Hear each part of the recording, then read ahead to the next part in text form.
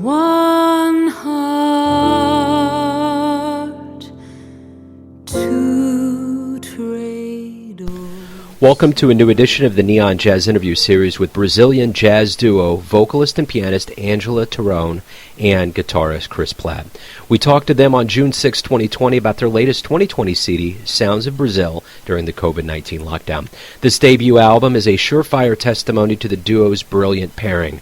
They have been together since 2014 and explore the diverse and beautiful music of Brazil and seamlessly intertwine their influences into the jazz roots they have. Enjoy. Well, I think that's one of the things right now that I've noticed with these interviews. We're kind of predominated by the fact that we were in a pandemic and now we have different layers that are going into it. So my question to you before we get into the new CD, Sounds of Brazil, is when did what was your personal story of when you realized we were going into lockdown and live jazz was going to come to a halt?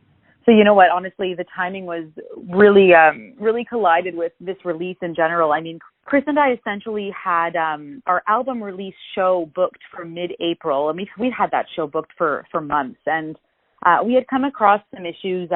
We were trying to send the album out for pressing, and we had come across some issues with some copyright with some of the music. We were having trouble basically securing the rights that we needed, and it was just everything was taking a lot longer than we expected. And just when we thought we were going to make it in time for our release show in mid-April, the club that we actually booked at here in Toronto closed down. And we were kind of stuck last minute with no venue and just not a ton of notice. I think it was maybe like 3 weeks before. So this was maybe a month before. This was mid-March. And then I believe it was maybe 2 weeks later that, we kind of went into lockdown and we realized, wait a second, we may not actually be having a release show regardless of whether the venue was open or not, because we're now entering a pandemic. So there was just a lot of uncertainty. We really didn't know how it was going to pan out. When it all started, we were thinking, okay, so should we try to secure another venue for June? And that's actually what we did. We reached out to some other venues. We tried to secure a spot for June, and we were able to book something, but it was all tentative because we just, venues couldn't confirm whether shows would even be happening in June. And now the way it's turned out, we don't really have anything booked right now in terms of our live performances. It's just the way it is. But Chris and I made the decision to continue with the release anyway. We've been working on the project for 2 years, and we thought, well, we're ready to get this music out there. And we noticed other peers in our community were also releasing their music. So we thought, why not? We just have to kind of change our tactic on how we're releasing, if that makes sense. Scratching the surface of, COVID-19 and the beginnings of kind of everything, coming to a halt. So I think we're at a point now where we're going to talk about, the new album, the artistic approach, and kind of, the fact that people have more latitude to listen to music with this release, but you can't do anything live with it. So I just kind of wanted to get your combined thoughts on that. That's great. Do you want to start this one off, Chris? Yeah, just about the whole pandemic related thing. Yeah, I mean, we obviously we've been planning this for a couple of years now, and so much work went into a strategic release of the music, and perhaps part of our jazz training as improvisers sort of helped us in reorganizing our plan for the release of this music. Yeah, I was just actually telling Joe about that, about how our plans had changed in April or so. Things just completely transformed. So you're wondering, Joe, about our timeline. I mean, we started working on this project 2 years ago in 2018. Chris and I have been working together. We actually met in 2014. We're both grads of the University of Toronto's Jazz Performance Program. And we met while we were wrapping up our studies there, and we began playing together. And one of the main reasons we really connected was because of our love for Brazilian music. I mean, we had that in common, and we began, bringing in different pieces to rehearsals and just starting to really talk about and share music with each other. And about 4 years later, I mean, we've been playing live for a few years, and we decided in 2018 that it was time to kind of to start planning for something a little bigger and to kind of, showcase the music that we've been working on for the years prior. Yeah, and another interesting detail is that the larger picture project of Angela and I working together, it did start out just her and I. We would play shows together just as a duo, and over the years we slowly added members to the band. Chase Sanborn and Pat Collins were early additions, and it seemed to just grow and grow from there until when we were mapping out the personnel for the album, we had drummer, percussionist, cello, bass, flugelhorn, saxophone, piano, so flute. Oh, flute, yes. I didn't catch that. Yes, flute. Right on. Well, talk to me a little bit about other influences that kind of have been a part of your sound. Like, what's really inspired you with what you do? Sure, I can start with that one. So for me personally, coming from the land of jazz guitar, a lot of or even before then, I was into pretty much exclusively like blues guitar and any kind of blues rock. So guys like Eric Clapton and Stevie Ray Vaughan were big influences. But then moving into the jazz realm, it was sort of everyone, all the classic jazz guitarists from Wes Montgomery, Charlie Christian to Ed Bickert and Lenny Breau, to name a couple of Canadian guitarists. And even today, people that are currently playing, like Red Schwager is a big influence of mine. And on the Brazilian front, definitely there's a guy named Ginga, and we do one of his compositions on the album. Lula Galvão. Yeah, and for myself, I mean, like Chris, I would say when I started singing, I mean, gosh, when I was singing, I was a kid really, and I had a bunch of influences as a child. I mean, jazz was one of them. My dad is a huge jazz fan, and by the time I hit high school was when I really started to actually sing in the genre. And early influences for me, I mean, vocalists, Nina Simone was a big one, Ella Fitzgerald, Nancy Wilson. I mean, there really are so many, Blossom Dearie. And I would say fairly early as well, I started, checking out Brazilian music. I would say Jobim was a very early Brazilian influence. Mm-hmm. I mean, Jobim is probably the first person that most people would listen to, when they first start discovering bossa nova. So yeah, for sure. His compositions are just, I don't know, they're just so beautiful, and his melodies, and the way that the harmony moves. I mean, I loved all of it. And I would say, Brazilian singers, Rosa Passos is a huge one. I mean, I would say she was the first Brazilian singer that I really fell in love with. And it's not even just her singing, it's everything. It's even the style of her arrangements. I mean, she plays guitar as well, and just I would put her up there for me too. Exactly, yeah. And I would say that when Chris and I started working together, definitely Ginga is someone that Chris introduced me to. I mean, his playing and his compositions are beautiful. Luciana Souza is another singer that's actually, she's still performing now. Had the pleasure of actually seeing her live. She came, I think it was 2 years ago, to Toronto and did some master classes at York University, another university nearby here that has a great jazz program. Got to meet her, but she's been a huge influence for us. And I'd say the main reason, too, is because she's released, I believe, 3 albums that are strictly duo albums.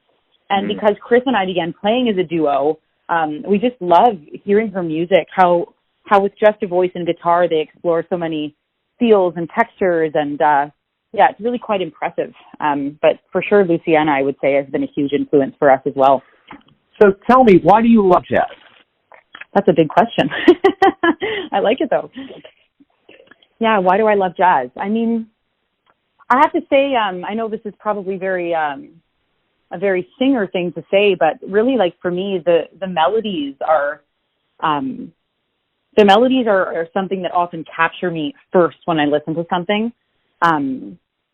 And I would say that truly I love jazz probably because of the influences that I just mentioned too, like hearing the singing of some of the artists we just kind of talked about completely mesmerized me as a child and as a teen. And it obviously grew into a more mature love, you know, as I, you know, when I went to jazz school, learning about, you know, why do those melodies capture me?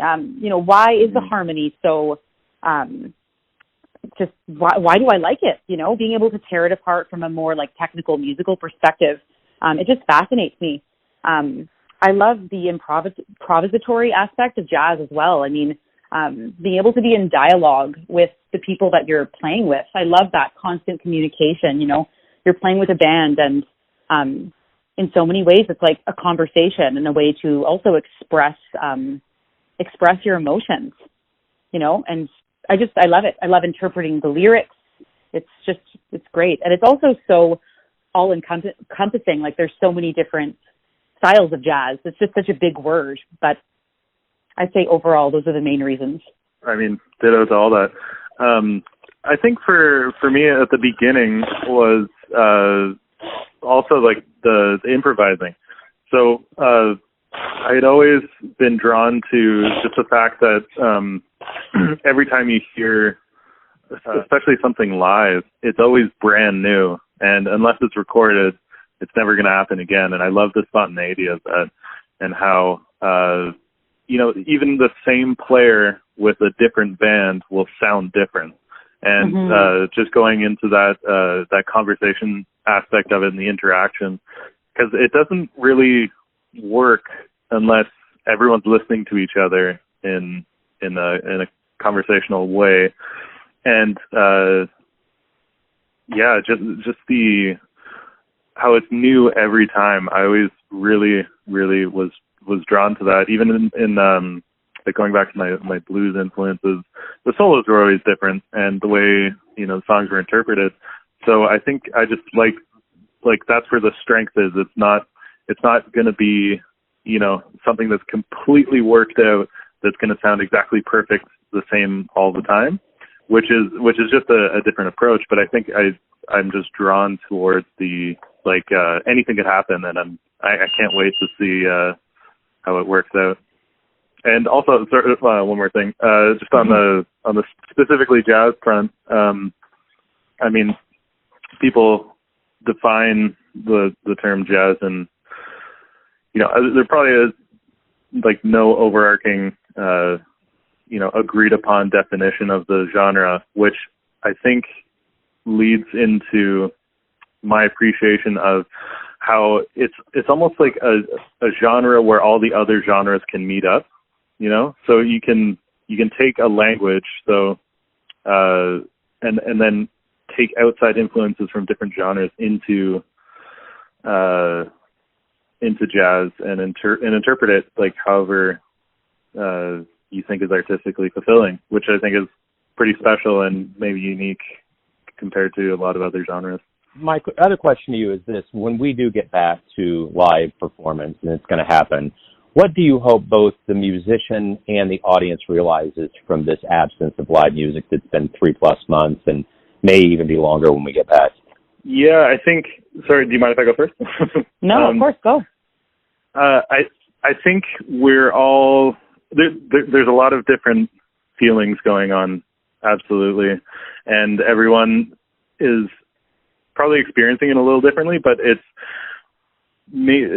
probably going to be the only thing in our lifetime where it seems like the whole world is going through the experience of it at the same time. Not that everyone's experience is exactly the same, of course, but I think what we're all coming to appreciate is things like we're missing live things. I know I am for sure.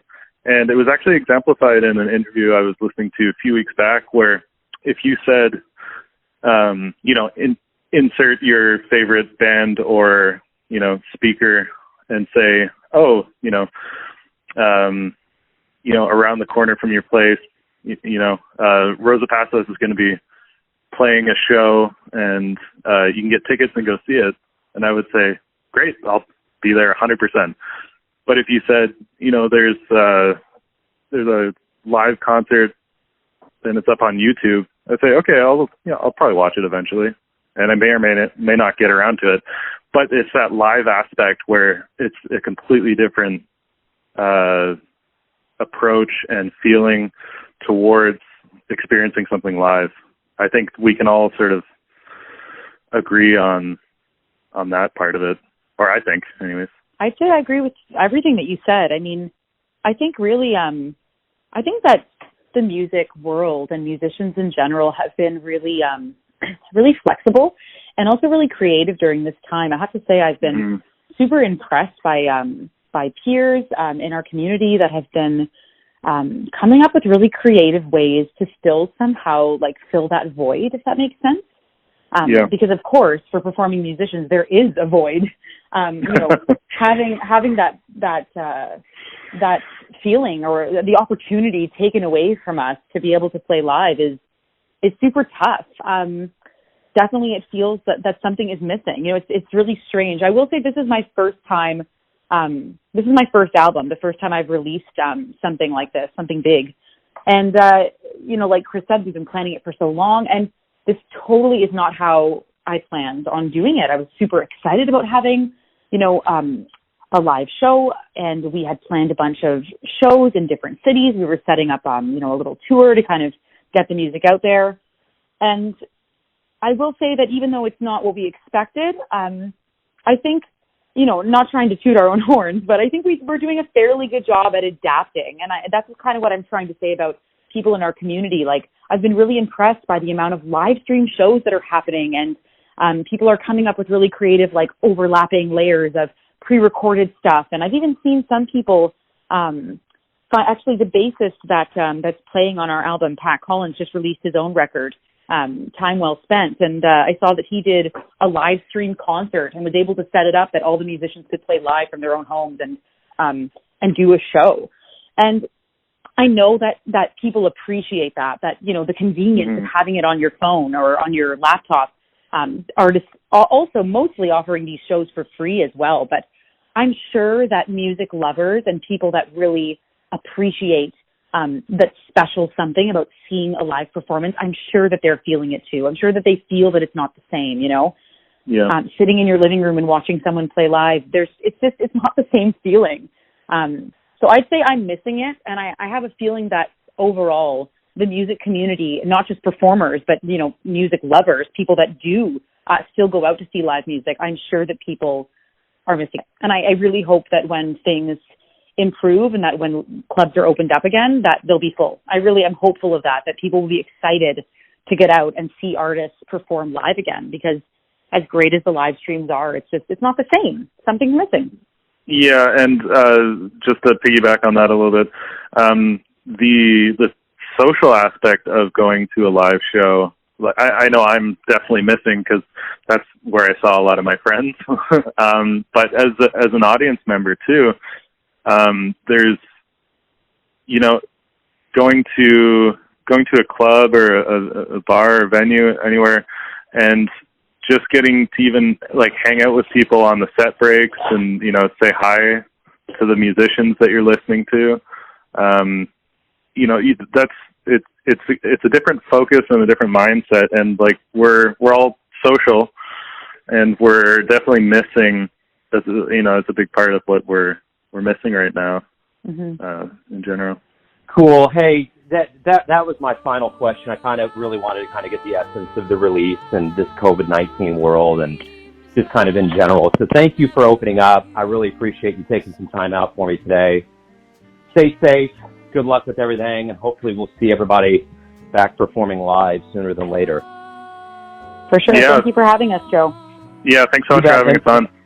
Thanks for listening and tuning in to another Neon Jazz interview, where we give you a bit of insight into the finest players in Brazil, Kansas City, and spots all over the world, giving fans all that jazz. And thanks to Angela and Chris for their time, music, and story. If you want to hear more interviews, go to Famous Interviews with Joe Domino in the iTunes Store. Visit Neon Jazz at youtube.com, and for everything Neon Jazz all the time, go to the neonjazz.blogspot.com. Until next time, enjoy the jazz, my friends. What other fool could be a fool like me and treasure them?